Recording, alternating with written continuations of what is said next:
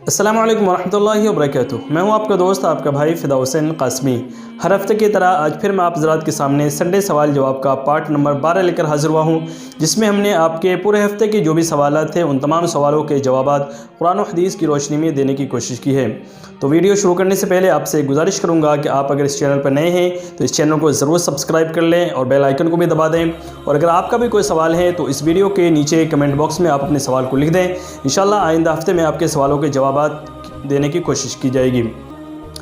और दोस्तों, आप हज़रात से एक और गुजारिश करना चाहूँगा। आज मेरी तबीयत थोड़ी नासाज है, आवाज़ भी आप देख रहे होंगे कि मेरी आवाज़ थोड़ी दबी हुई है, गले में थोड़ी सी तकलीफ़ है। तो आप हज़रात मेरे लिए दुआ फरमाएँ, अल्लाह तबारक तआला मुझे जल्द अज जल्द शिफा कुल्ली अता फरमाए। तो चलिए आज की इस स्पेशल वीडियो को शुरू करते हैं। सबसे पहला सवाल हमारे पास आया है नदीम अहमद का। उन्होंने लिखा है कि अगर नमाज के दौरान, नमाज के दरमियान में हमारे मोबाइल की घंटी बजने लग जाए, फ़ोन आ जाए और बेल बजने लग जाए तो उस सूरत में हमें क्या करना चाहिए? हमें मोबाइल को बजते हुए छोड़ देना चाहिए या उसको बंद कर देना चाहिए? तो देखिए, कभी भी सबसे पहले तो आप कोशिश ये करें कि जब आप मस्जिद के अंदर जाएं तो अपने मोबाइल को ऑफ़ कर लें, या ऑफ़ ना कर सके तो कम से कम आप मोबाइल को साइलेंट पर रख लें, ताकि नमाज के अंदर किसी भी तरीके की परेशानी ना हो और दरमियान में खलल वाक़ ना हो। और अगर आप भूल जाएं, जहन में ना रहे और नमाज के दौरान अगर आपका मोबाइल बजने लग जाए, घंटी बजने लग जाए, तो आप एक हाथ से मोबाइल को अपने जेब के अंदर हाथ डाल करके उसको बंद कर दें, या बेल जो बज रही है उसको बंद कर दें। लेकिन आपको ध्यान ये रखना है कि एक ही हाथ से मोबाइल की घंटी को, मोबाइल के बेल को बंद करना है, दूसरे हाथ का इस्तेमाल नहीं करना है। दूसरे हाथ का इस्तेमाल करने की सूरत में चूँकि वो अमल कसीर हो जाएगा और नमाज के अंदर अमल कसीर वाक़ होने से नमाज टूट जाती है। और एक हाथ से अगर आप मोबाइल फ़ोन की घंटी को बंद करते हैं तो उस सूरत में आपकी नमाज नहीं टूटेगी और किसी भी तरीके की कोई हरज की बात नहीं है।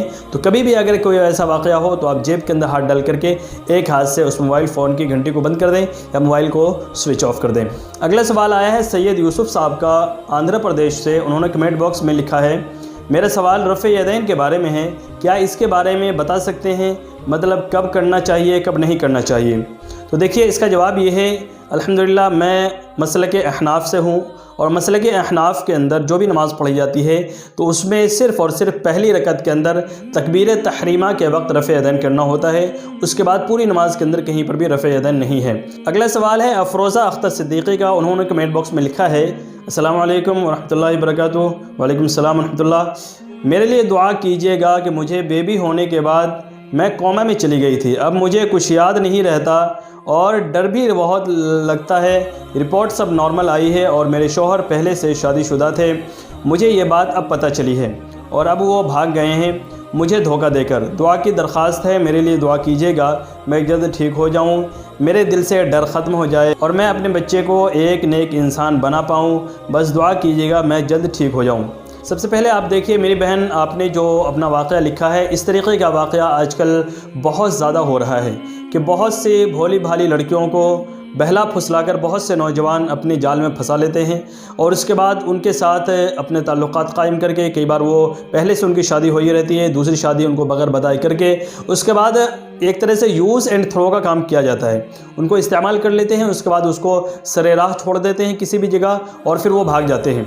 दूसरी शादी करना कोई गुनाह नहीं है, लेकिन अगर कोई नौजवान दूसरी शादी करता है तो पहली बात तो वो लड़की को धोखा देकर ना करे, उसको बता दे। और दूसरी चीज़ कि अगर उसने दूसरी शादी की है तो उसको निबाह करे, उसको इस तरीके से सरे राह छोड़ करके और इतनी मुश्किल हालात में, मुश्किल परेशानी के हालात में छोड़कर ना जाएं। और मैं अपनी बहनों से गुजारिश करना चाहूँगा कि आप कभी भी इस तरीके का कोई भी मामला हो तो अक़ल सलीम का इस्तेमाल करें और कभी भी आप बहकावे में आकर के कोई गलत फ़ैसला ना करें जिससे आपकी ज़िंदगी तबाह बर्बाद हो जाए। मैं दुआ करता हूँ और अपने सभी सामाईन से, नाज़रीन से और सब्सक्राइबर से, सभी दोस्तों से मैं गुजारिश करता हूँ कि आप इनके लिए दुआ फरमाएँ। अल्लाह तबारक व तआला इनके साथ आसानी का मामला फरमाए और तमाम तर परेशानियों से इनकी हिफाजत फरमाए। अगला सवाल है उज़ैर अहमद का। उन्होंने पूछा है कि अगर कोई इंसान कसम खा ले और कसम को तोड़ दे तो उसका कसम के तोड़ने का कफ़ारा क्या है? तो देखिए मेरे भाई, सबसे पहले आप इस चीज़ का ध्यान रखें, बग़ैर मजबूरी के, बग़ैर किसी सख्त मजबूरी के आप कसम न खाएं। और कसम सिर्फ़ और सिर्फ अल्लाह ताला की खाई जाती है, इसके अलावा किसी की कसम भी नहीं खानी चाहिए। अब अगर कोई इंसान कसम खा ले और उस कसम पर वो कायम ना रह सके, कसम को तोड़ दे, तो उसके लिए शरीयत के अंदर क्या अहकाम है? कुरान करीम के पारा नंबर 7 सूरह माइदा में آیت نمبر 88 میں اللہ تبارک و تعالیٰ ارشاد فرماتے ہیں فَكَفَّارَتُهُ إِطْعَامُ عَشَرَةِ مَسَاكِينَ مِنْ أَوْسَطِ مَا تُطْعِمُونَ أَهْلِيكُمْ أَوْ كِسْوَتُهُمْ أَوْ تَحْرِيرُ رَقَبَةٍ فَمَن لَّمْ يَجِدْ فَصِيَامُ ثَلَاثَةِ أَيَّامٍ۔ اس آیت کریمہ کے اندر اللہ تبارک و تعالیٰ نے قسم توڑنے کا جو کفارہ ہے اس کی 4 شکلیں بیان کی ہے، لیکن ایک شکل اس کے اندر پائی نہیں جاتی ہے اب کے دور میں، تو اس لیے یوں سمجھیے کہ 3 ہی قسم ہے۔ پہلا طریقہ اس کا یہ ہے قسم کے کفارہ ادا کرنے کا کہ آپ 10 مسکینوں کو آپ کھانا کھلائیں۔ اگر آپ کے اندر کھانا کھلانے کی طاقت نہیں ہے تو اگر آپ کپڑا پہنا سکتے ہیں تو 10 مسکینوں کو کپڑا پہنائیں۔ تیسری قسم جو آیت کریمہ کے اندر بیان کی ہے او تحریر رقبہ، کہ غلام کو آزاد کیا جائے، تو غلام کے آزاد کرنے کی صورت چونکہ اب نہیں پائی جاتی ہے اس لیے یہ صورت اب مسئلے کے اندر نہیں ہوگی۔ تو چوتھی صورت یہ ہے کہ اگر آپ پچھلی 3 میں سے کوئی ادا نہ کر سکیں تو آپ لگاتار 3 دن تک روزہ رکھیں، تو اس کے بعد آپ کا یہ کفارہ ادا ہو جائے گا۔ اگلا سوال ہے فیض احمد کا، انہوں نے پوچھا ہے کہ بینک کے اندر ایف ڈی کروا کر کے پیسے کو محفوظ رکھنا یہ کیسا ہے؟ اس کا جواب یہ ہے کہ ایف ڈی کرانے کے انسان کے 2 مقصد ہوتے ہیں، ایک تو یہ کہ وہ پیسے کو جمع کر کے رکھے، اور دوسری صورت یہ ہے کہ وہ وہاں پر انٹرسٹ حاصل کرنا چاہتا ہے، سود حاصل کرنا چاہتا ہے۔ تو اگر صرف اور صرف جمع کرنے کے لیے وہاں پر رکھا ہے اور وہاں سے جو سود کے پیسے اس کو مل رہے ہیں، اس پیسے کو اگر وہ خود استعمال نہ کر کے غریبوں کے اندر بغیر ثواب کی نیت سے صدقہ کر دے تو یہ صورت جائز کی ہے۔ لیکن اگر وہ انٹرسٹ حاصل کرنے کے لیے، سود ہی حاصل کرنے کے لیے اگر وہ ایف ڈی کرواتا ہے تو اس صورت میں وہ ایف ڈی کروانا اس کے لیے جائز ہی نہیں ہوگا، اور اگر اس نے کروا بھی لیا ہے تو اس صورت میں ایف ڈی کے جو اس کے جتنے پیسے اس نے جمع کیے ہیں وہ پیسے کو تو وہ استعمال کر سکتا ہے، لیکن جو انٹرسٹ اور سود کے جو پیسے وہاں سے ملتے ہیں اس کو کسی بھی صورت میں استعمال کرنا خود کے لیے جائز نہیں ہے، اس کو بغیر ثواب کی نیت سے غریبوں کے اندر صدقہ کرنا ضروری ہوگا۔ اس لیے ایف ڈی کروانے سے کوئی بھی فائدہ حاصل نہیں ہوتا۔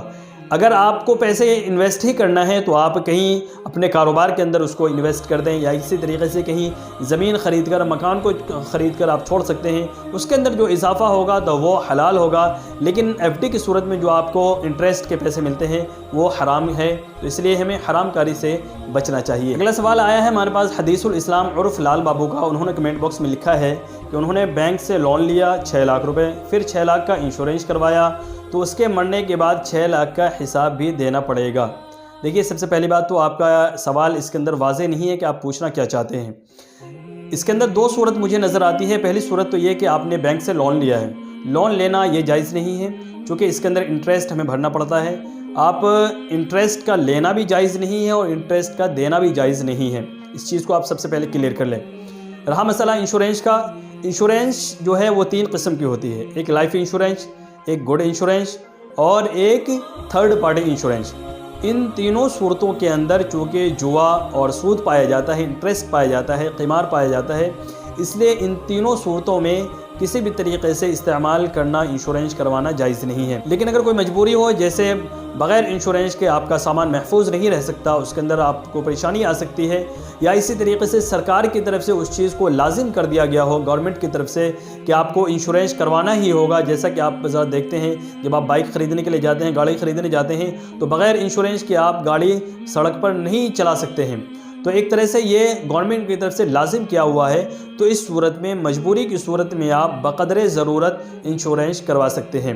لیکن اگر آپ نے انشورنس کروایا ہے اور کمپنی کی طرف سے آپ کو جو پیسے مل رہے ہیں، جیسے مثال کے طور پر آپ کی گاڑی کا ایکسیڈنٹ ہوا اور اس گاڑی کے ایکسیڈنٹ میں جو آپ کو پیسے مل رہے ہیں، تو جتنے پیسے آپ نے کمپنی کو دیے ہیں اس پیسے کا استعمال کرنا تو جائز ہے، لیکن وہ کمپنی جو انٹرسٹ کی صورت میں، سود کی صورت میں آپ کو بڑھا کر دیتی ہے، اس کو استعمال کرنا جائز نہیں ہے۔ تو اس چیز کو آپ بالکل ذہن میں رکھیں، انشورنس کروانا اگرچہ جائز ہے مجبوری کی صورت میں، لیکن جو پیسے وہاں سے ملتے ہیں انٹرسٹ کی صورت میں، اس کو استعمال کرنا جائز نہیں ہے۔ اگلا سوال ہمارے پاس آیا ہے فہیم احمد کا، انہوں نے لکھا ہے کہ انسانی باڈی کے پارٹس کا، جیسے آنکھ کا، کان کا یا دماغ کا یا دل کا، کسی بھی پارٹس کا ڈونیٹ کرنا یہ کیسا ہے؟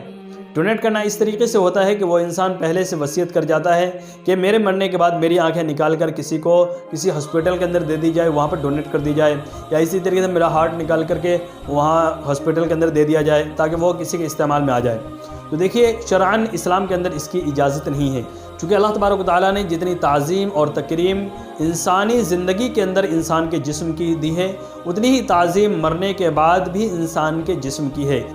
اس لیے آپ اپنے پارٹس آف باڈی کا ڈونیٹ کرنا یہ ایک طرح سے انسانی جسم کے ساتھ کھلواڑ کرنا ہے، اس کی بے عزتی کرنا ہے، اس کی بے حرمتی کرنا ہے۔